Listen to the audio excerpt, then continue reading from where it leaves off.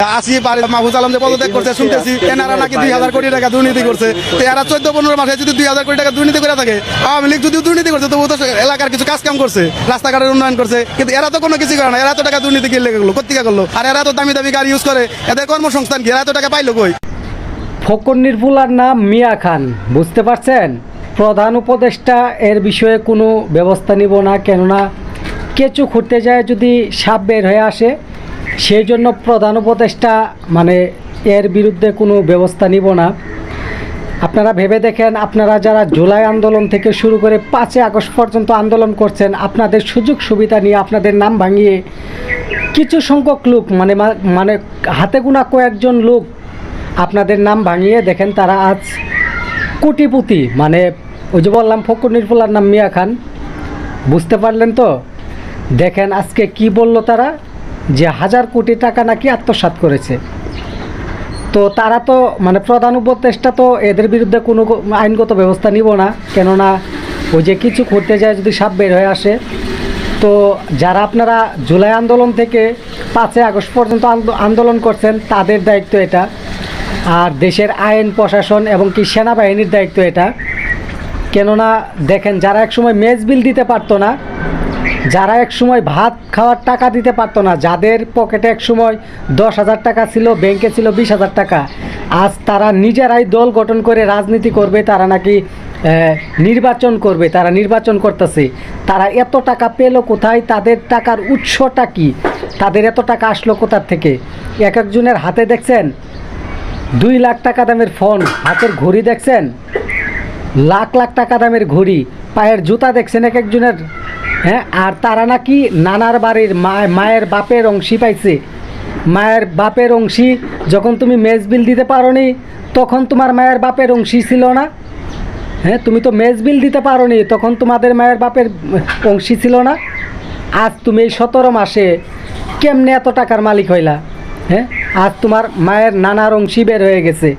হ্যাঁ, এটা আপনাদের আমাদের সবার একটা বিশাল দায়িত্ব। কেননা আপনারা তাদের বিরুদ্ধে আবার আইনগত ব্যবস্থা নেন, তাদেরকে জিজ্ঞাসাবাদ করে তাদের আজ থেকে 2 বছর আগে তাদের আত্মীয় স্বজনদের ব্যাংক ব্যালেন্স এবং তাদের অবস্থান কী ছিল প্রত্যেকের সব কিছু খুঁটিনাটি এলাকার সবাই জানে।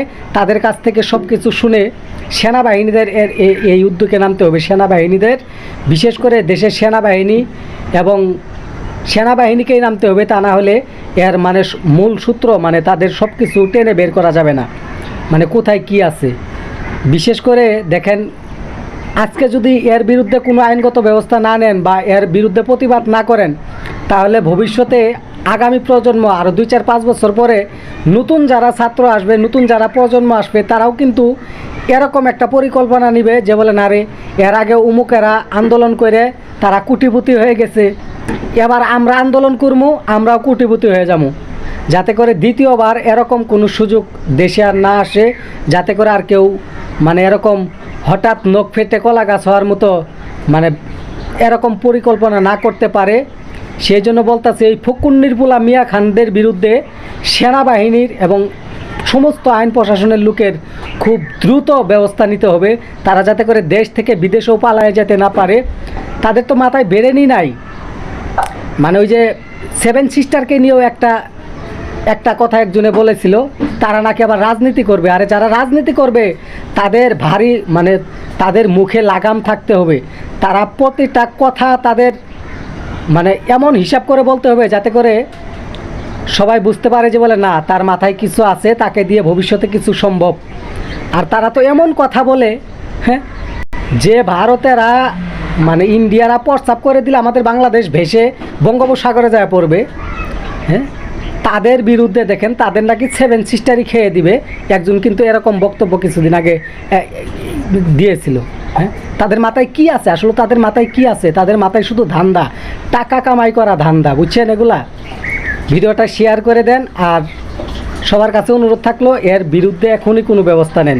তা নাহলে আমরা যারা এই যে এখন যারা মনে করেন যে একবেলা ভাত খেতে পারি, কিছুদিন পরে দেখবেন এমন একটা অবস্থা তারা শুরু করব, 3 দিন 4 দিনও আমরা ভাত খাইতে পারবো না, বুঝছেন? তারা যে অবস্থা শুরু করছে এখনই, এই 17 মাসেই যা দেখাইলো তারা, আরও যে ভবিষ্যতে তারা কি করবে যদি আরও একটু বয়স বা একটু ভারী বা বড় ধরনের দল মানে শক্তিশালী দল হতে পারে, তারা একেবারে জনগণকে মানে দেশকে একেবারে কামড়ায় খায় ফেলাইব, বুঝছেন?